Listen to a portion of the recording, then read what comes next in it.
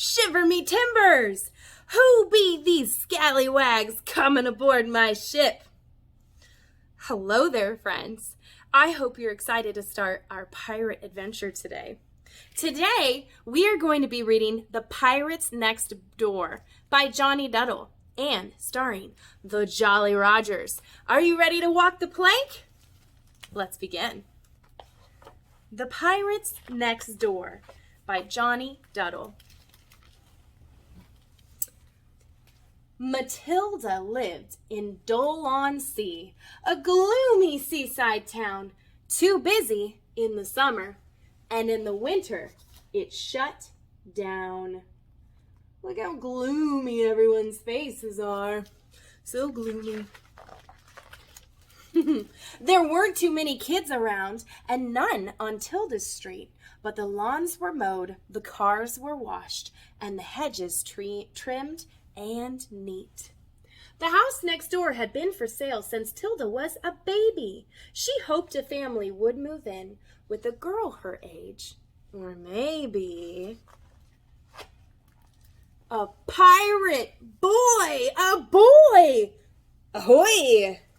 He had no shoes, an eye patch, and a wooden-legged dog. A pirate ship with treasure chests and barrels full of grog. Can you see him? There he is.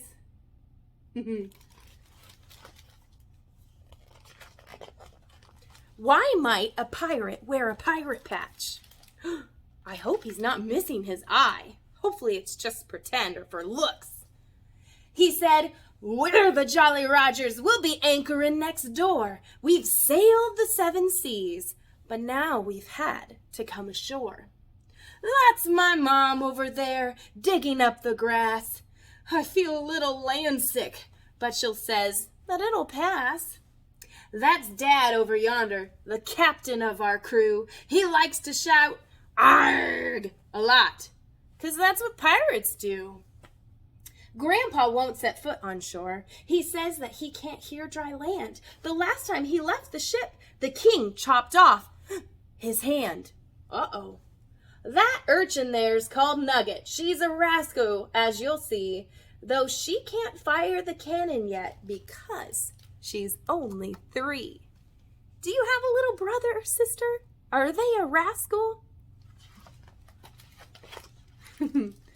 Next morning, Tilda shouted, "Life's not boring anymore! Isn't it fantastic that those pirates moved next door?" But Mom and Dad were not impressed. "The neighborhood will sneer. The way they dress, the way they speak, they won't fit around here. Their kids are always playing with the most alarming toys. We'd rather you were friends with normal girls and boys." Mom and Dad don't want her to be friends with a pirate. Would you be friends with a pirate? What do you think? I'd be friends with a pirate. They go on lots of adventures.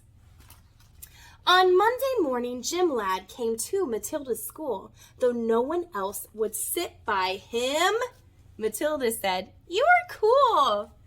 You ain't so bad yourself, young lass. For land folk, that is rare. Though I'm a scurvy sea dog, you'll be okay right there."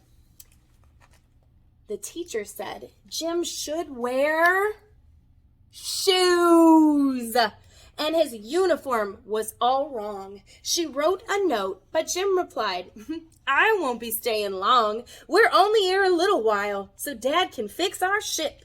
We ain't cut out for life on land. This stay will be a blip. We're the Jolly Rogers, and we need to be at sea. School's just grand, but understand, it's a pirate's life for me. Yo ho, a pirate's life for me." Do you know that song? You want to do that with me? Ready, I'm going to count to 3. 1, 2, 3. Yo ho, a pirate's life for me. Okay, give me your best. Arg! Arg! Very nice. After school, a neighbor came round for cake and tea, and her name was Mrs. Bumble from number 33.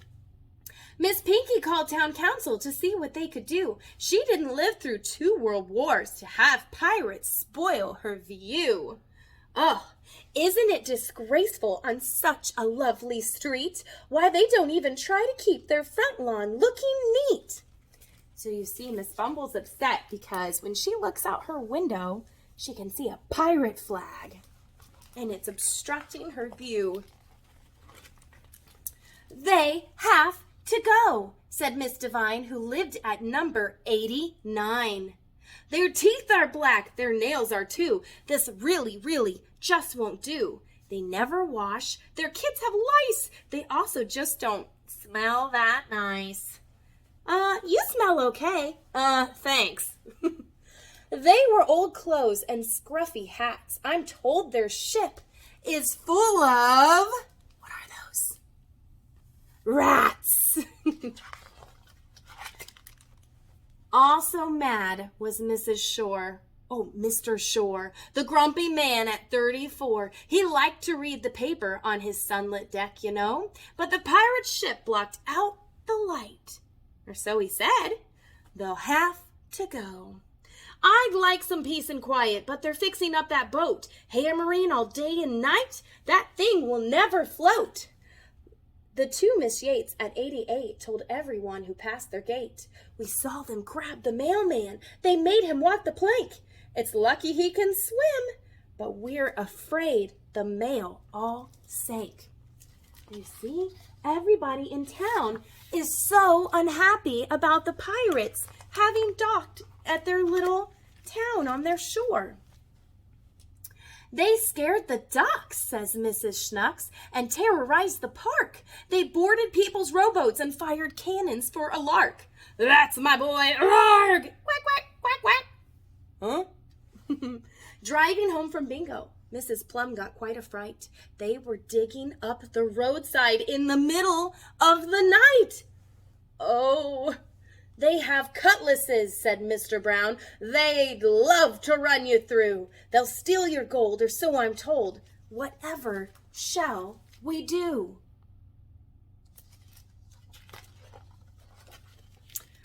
Well, Miss Beavan from 87 marched down to town hall. She'd collected a petition, 50 signatures and all. They're digging holes and fighting fights. It's the beginning of the end. I've lived here for years and years, and so have all of my friends. Before you know it, there'll be more. We'll all have pirates right next door. The Jolly Rogers, they cannot stay.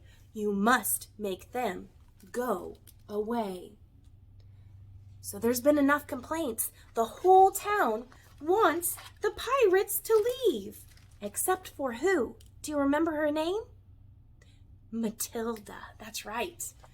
That night there was a tapping at Matilda's window pane. Outside was Jim, and he whispered, I've got something to explain. Whenever we stop somewhere new, the neighbors are unkind. To show them pirates aren't so bad, we leave something behind. Shh. They're gonna sneak around.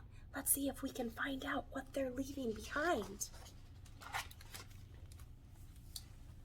Our galleon's now ship-shape, so it's time we sailed away. And I'll be sad to leave, 'cause I've enjoyed our stay.